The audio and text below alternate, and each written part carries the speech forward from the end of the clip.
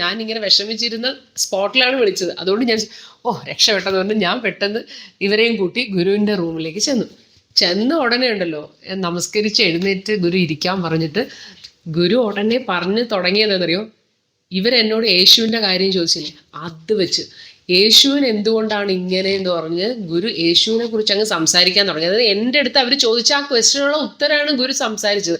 അപ്പോൾ എനിക്ക് അപ്പം തന്നെ അത് ട്രാൻസ്ലേറ്റ് ചെയ്ത് പറഞ്ഞു കൊടുക്കാനും പറ്റി. അപ്പോൾ അവർ ശരിക്കും പറഞ്ഞാൽ വണ്ടറടിച്ചാണ് കേട്ടോ എന്താണെന്ന്.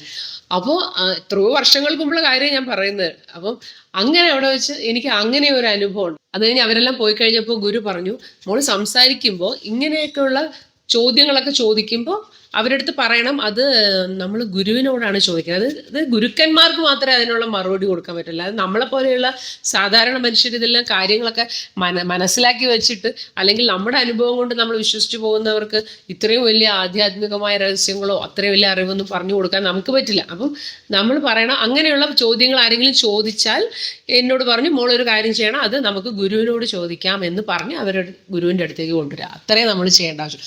അതോടുകൂടി ഞാൻ ഭയങ്കര റിലാക്സ്ഡ് ആയി കേട്ടോ. എനിക്കിനിയിപ്പോൾ അങ്ങനെ ടെൻഷനില്ല. അങ്ങനത്തെ ചോദ്യമൊക്കെ ചോദിച്ചാൽ എനിക്കറിയില്ല, നമുക്ക് ഗുരുവിനോട് ചോദിക്കാം എന്ന് പറയാൻ എനിക്കിപ്പോൾ ആ ഒരു സമാധാനം എനിക്ക് കിട്ടിയിട്ടുണ്ട്.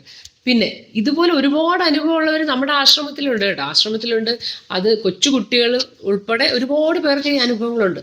അപ്പം ഈ അനുഭവങ്ങൾ ഉണ്ടാവുമ്പോൾ ഗുരു പറഞ്ഞത് വളരെ സൂക്ഷിക്കണം. ഇപ്പോൾ ദർശനം ഉള്ളവരാണ് ഏറ്റവും കൂടുതൽ സൂക്ഷിക്കേണ്ടത്. കാരണം ദർശനം ഉള്ളവർ തെറ്റിച്ചു കഴിഞ്ഞാൽ അവർ പിന്നെ എന്തും ചെയ്ത് കളയും. ഞാൻ ആദ്യം പറഞ്ഞ പോലെ.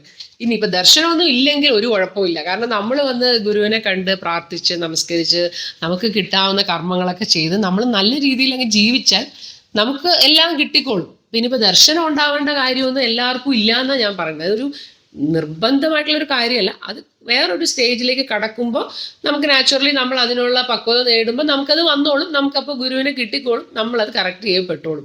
അതുകൊണ്ട് പേടിക്കേണ്ട ആവശ്യമില്ല.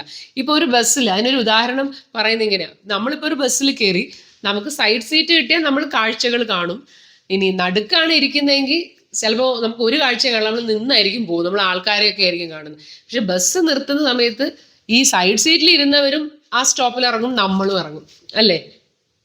അപ്പോൾ ആ ബസ്സിലങ്ങ് നമ്മൾ കയറിയാൽ മതി. ഇപ്പോൾ ഗുരു എന്ന് പറയുന്ന ആ ഒരു ബസ്സിൽ കയറുക, അല്ലെങ്കിൽ നമ്മുടെ ആ ഒരു വിശ്വാസം എന്ന് പറയുന്ന ബസ്സിൽ നമ്മൾ കയറുക, നമുക്ക് എത്തേണ്ടടുത്ത് നമ്മൾ എത്തും. പക്ഷേ ഈ ദർശനം കാണുന്നവർ സൂക്ഷിക്കണം എന്ന് പറയുന്ന കാര്യം എന്താണെന്നറിയോ, ഈ സൈഡ് സീറ്റിൽ ഇരുന്നിട്ട് നല്ല മനോഹരമായ കാഴ്ചകളൊക്കെ കണ്ട് കണ്ട് കണ്ട് അവർക്ക് തോന്നും ഇടയ്ക്ക് വെച്ചൊന്ന് ഇറങ്ങണമെന്ന്. അപ്പോൾ അവർ പറയും ബസ് വേണമെങ്കിൽ നിർത്തി അവർ ഇറങ്ങിപ്പോവും.